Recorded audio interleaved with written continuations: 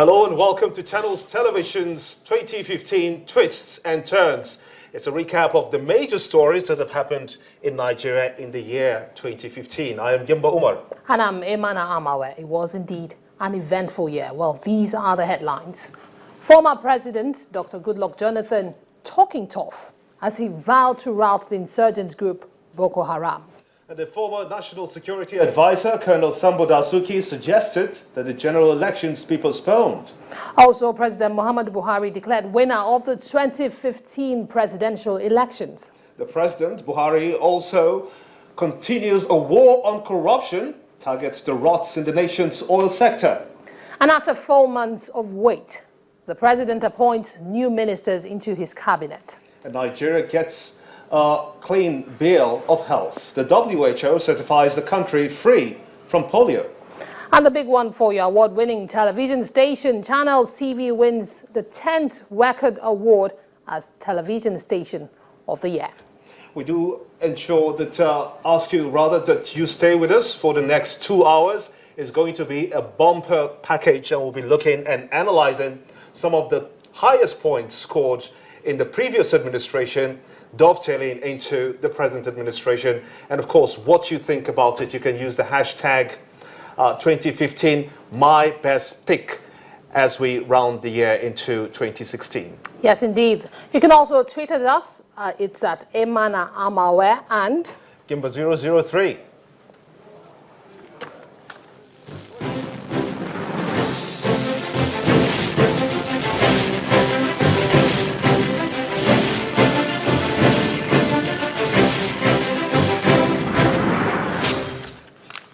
The year 2015 began with the then President, Dr. Goodluck Jonathan, talking tough as he vowed to rout the insurgent group Boko Haram.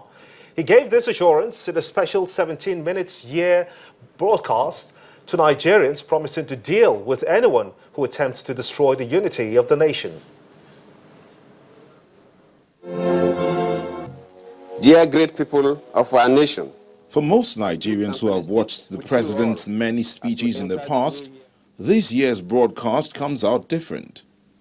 Apart from the president making affirmative statements, he left no one in doubt that he is still the commander-in-chief. On this first day of the new year, I want to pay special tribute to the gallant officers, men and women of our armed forces and other security agencies who have been in the forefront of the war against terrorism and violent extremism in our country and sub-region. I also commend all Nigerians who have remained vigilant and cooperative with our security agencies in the fight against the common enemy. We are re-equipping and repositioning our armed forces to enhance their capacity to win the ongoing war against terror and insurgency. Not shoving aside the importance of the 2015 general elections, he warned his colleague politicians to ensure that they play according to the rules of the game. He also gave assurances that the vote of every eligible voter must count. I reassure all Nigerians and the international community of our firm commitment to free, fair, and credible elections. Let us put the nation and the people first. Let us all conduct our electoral campaigns with the highest possible decorum and civility towards political opponents. Let us give INEC the fullest possible support and cooperation it requires to conduct credible and violence-free elections in 2015. Financing the agricultural sector and creating more jobs for the teeming unemployed youth of Nigeria also took a large chunk of the president's nationwide broadcast. Being very conscious of the inherent perils of our over-reliance on income from crude oil exports for national development, we are focused on accelerating the diversification of our economy. The non-oil sector, which has grown by an average of 8% in the last few years, is now a major driver of growth in our economy. The 2015 national budget, which is now before the National Assembly, is targeted at deepening our effort at becoming a non-oil economy.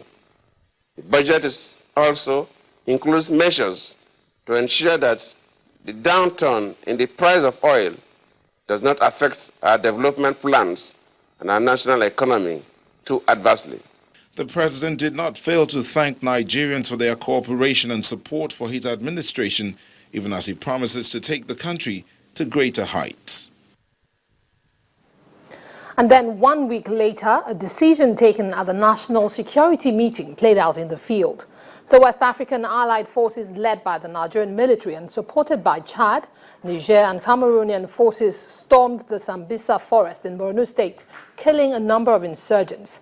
The air forces bombarded the insurgents before the ground forces moved in. Military sources also disclosed that the insurgents had been pushed out of Gomboru, which lies on the Nigerian border with Cameroon, and focus had shifted to targeting other areas under Boko Haram in the eastern region of Borno State. And after that onslaught, the troops at the front line received a pleasant surprise.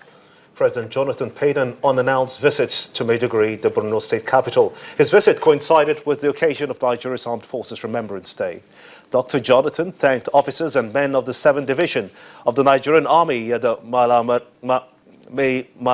cantonment for their patriotic and courageous service to the nation. What other day could be appropriate to visit the soldiers in the war front than the Armed Forces Remembrance Day? And that's what the President, Dr. Goodluck Jonathan, did immediately after laying of wreaths at the tomb of the unknown soldier.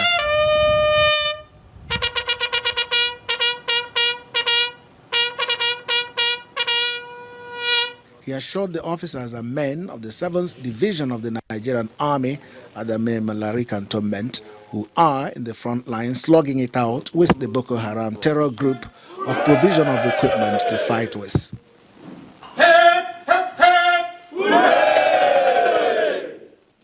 President Jonathan also toured the wards of the hospital and medical service centers where the wounded soldiers were recovering from injuries they sustained while fighting the Boko Haram. He wished them speedy recovery. The internally displaced persons from Baga were not left out. The president promised them that the federal government would do all it can to restore peace and security to their homes. As a president, I feel traumatized whenever I hear about these excesses. I feel very burdened. But let me reassure all Nigerians and indeed the internally displaced person that government is working very hard to make sure that you don't stay in these camps for too long. We have set out a background, and I believe from the briefings I've gotten from the security services, most of these people will soon be relocated to their communities. The visit is said to be an indication that the government is really concerned about the plight of the soldiers and the people of Borno State and all others affected by terror in the country. Chukuma Onwekusi, Channels Television News. Well, in the war against the insurgents, some officers and men of the armed forces failed to rise up to the occasion. Consequently, the Nigerian Army court-martialed 22 officers for alleged negligence and complicity during the raid on the 21 Artillery Brigade in Borno State on September the 2nd, 2014 by Boko Haram militants. They include a brigadier general, 4 colonels, and 7 lieutenant colonels. The officers were accused, among other officers, of a cowardly behavior, which is said to attract the death penalty. Army jails dismisses, the former commander of the multinational Joint Task Force in Baga, Borno State, Brigadier General Enitan Rankozon Kuti, was dismissed from the army.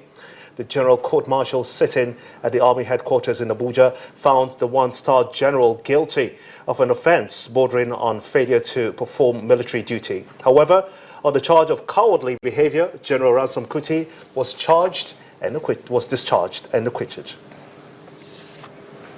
And one of the first steps taken by President Buhari towards prosecuting the war against insurgency was a change of guard in the military high command.